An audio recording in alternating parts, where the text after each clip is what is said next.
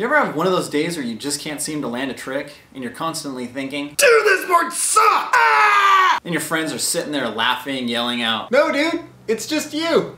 Well, if you're pretty decent at skateboarding and you know how to consistently perform a trick, it actually could be the board. And the problem is that the board is out of balance. When a board is balanced, it will spin and flip evenly because the weight is even on all sides. This is how a toy top spins so easily. Every deck is different, even if you take 10 decks, exactly the same length and width and the same number of plies. They're all going to be unbalanced in some degree. Now what makes it unbalanced is the wood itself. There are other things that make it unbalanced as well, but more on that later. Wood absorbs liquids similar to a sponge. The darker grain is more dense and will absorb less resin than the lighter grain. So each ply is going to be lopsided and unbalanced. And when 7 plies are put together to make a deck, it's going to be unbalanced all over. What I'm going to do now is show you how to balance a skateboard. But remember, only a skater who knows how to consistently perform a trick will really be able to tell the difference.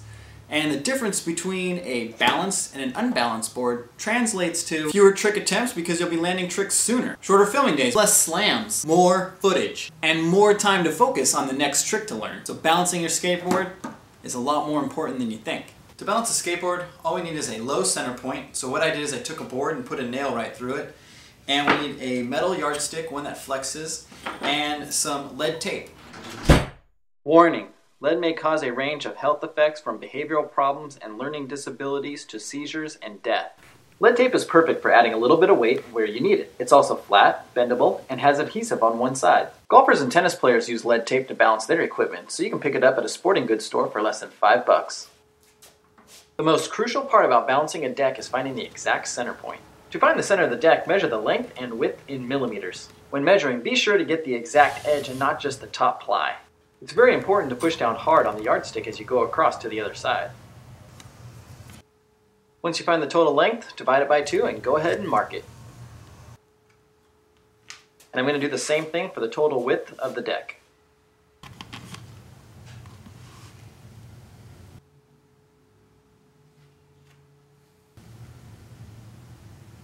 And again, I'm going to measure the total length and width of the deck on the bottom side. And I'm really making sure that the yardstick does not move as I'm measuring. Once I'm done measuring, I'll have the centers on both sides. I can put it on my balance point and check it out.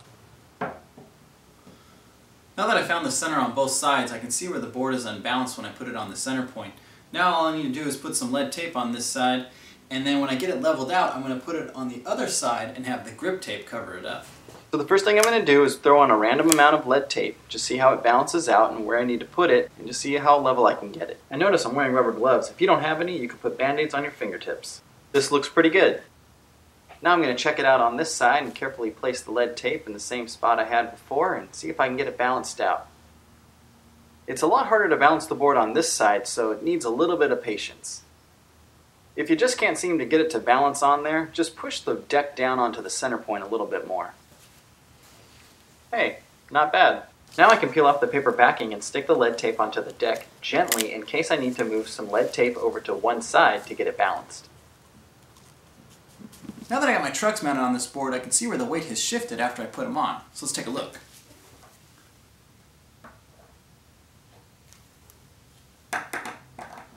Now it's a little bit heavier on the tail because of the wheelbase. Now the wheelbase is actually slightly this way, so the trucks are causing the board to lean a little bit this way. So let's put some lead tape on the nose and see how it levels out.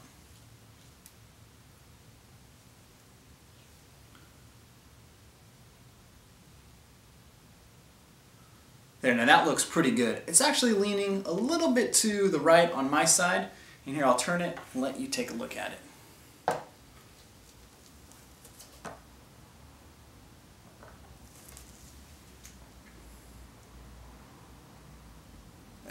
See how it's leaning over here a little bit? Now the reason for that is the truck mounting holes. They're a little bit loose so the screws don't fit really tight.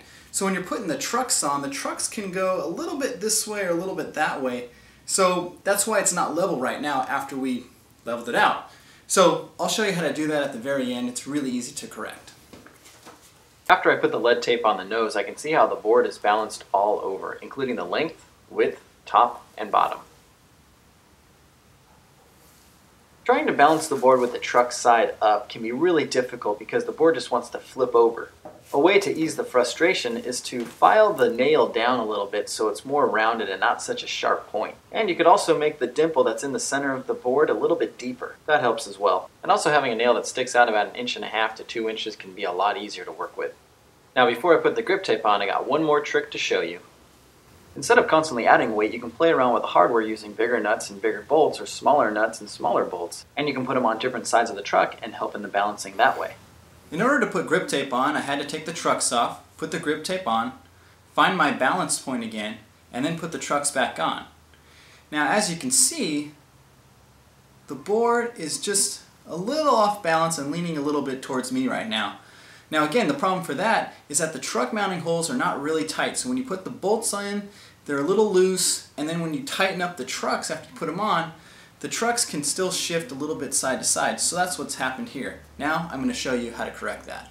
There's a few places I can add lead weight to make this correction. I can put it next to the truck, on the deck, on the base plate, or underneath the hanger. These are the same places I could add lead weight if I already had a board that had grip tape on it. The amount of weight I added to this board was really low. It was equal to the weight of about 4/4. It was totally worth it. All I had to do was do some careful measurements, put on some lead tape in the right spots, and now I can go skate. Better.